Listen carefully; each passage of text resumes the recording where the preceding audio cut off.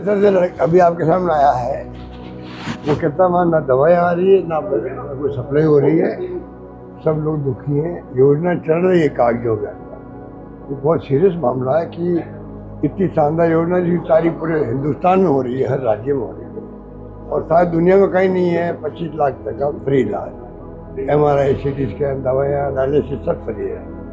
अब बताइए उसके बाद में ये स्थिति क्यों बन रही है? जहाँ जाते हैं लोग कहते हैं कि अस्पताल वाले पैसे मांगते हैं क्योंकि उनकी पेमेंट नहीं हो रहा सरकार से, इस कारण निरंतर वसूल कर रहे हैं। क्या तरीका बाबा, ये स्कीम आपकी बनी हुई है, स्क्रैप नहीं हुई है, दवाएं मिल नहीं रही है, ऑपरेशन हो नहीं रही, इसलिए वो पैसा मांगते हैं कि हमें पैसा गवर्नमेंट से आया नहीं है। उसमें पब्लिक का क्या दोष है? ये बहुत इंपॉर्टेंट पॉइंट है।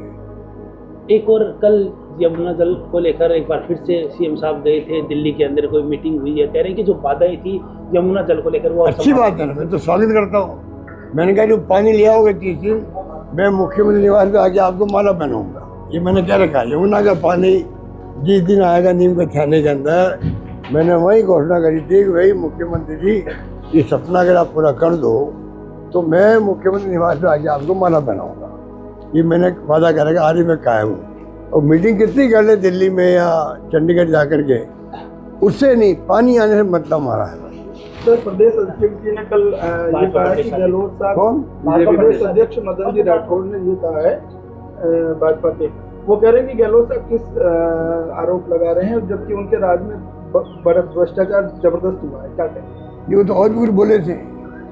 और क्या बोले वो? उन्होंने कहा पाकिस्तान को लेकर जो गहलोत साहब क्यों बार-बार, मैंने आज पढ़ा अखबार में, कुछ पता नहीं, अजीब सा उनका स्टेटमेंट था। हाँ, और आपने घोड़े और गधे क्यों कह दिए चुने हुए जनप्रतिनिधि को? मैंने उनको थोड़ी कहा, मैंने उनको कहा जो बिके हुए हैं, बिक रहे हैं, 10 करोड़ 25 करोड़ 50 करोड़ बिक रहे हैं घोड़े, जो जनप्रतिनिधि MLA MP वो बिक रहे हैं, उनके लिए मैंने कहा ये जो है बिकने वाले घोड़े, गधे, भैंस, बकरी, 4 शब्द मैंने काम लिए थे। तो इसमें क्या बुराई कर रहा है?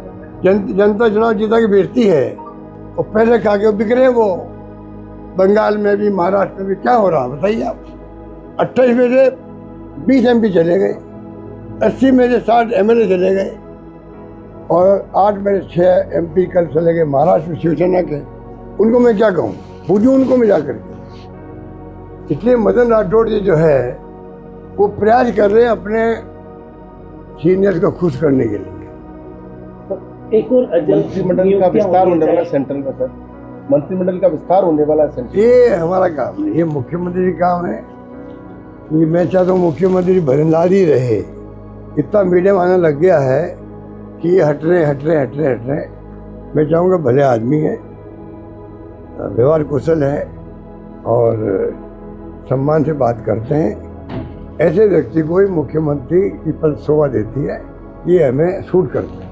एक ये जो नियुक्तियाँ हो रही है, RPSC में नियुक्ति हुई है, RPSC में नियुक्ति हुई है, इसके अलावा माध्यमिक शिक्षा बोर्ड में नियुक्ति हुई है, संघ के लोगों, हम लोग इस पर नहीं पढ़ सकते, हम तो अपना काम करते हैं, वो अपना काम। जो पद है उसको संघ के लोगों को बैठाया जा रहा है। तो राहुल गांधी जी बार बार कह रहे हैं, हिंदुस्तान भर में तमाम शिक्षण संस्थाएं जो है, विश्वविद्यालय, कॉलेजेस, वहाँ पर इनका एजेंडा है RSS का, BJP का, अपनी विचारधारा जो कि लोकतंत्र के खिलाफ है, संविधान के खिलाफ है, डेमोक्रेसी धज्जियां उड़ा रहे लोग, डेमोक्रेसी खत्म कर रहे हैं, ये तमाम लोगों की भर्ती कर रहे हैं तमाम शिक्षण संस्थाओं में। ये इनका टॉप एजेंडा इनका यही है। वो खतरनाक स्थिति है, तो सरकार उनकी है, गवर्नर उनके हैं, अपॉइंटमेंट वो करते हैं, ये हमारी मजबूरी है। तो बहुत ही नुकसान हो रहा है देश को, ये मैं कह सकता हूँ। Thank you sir.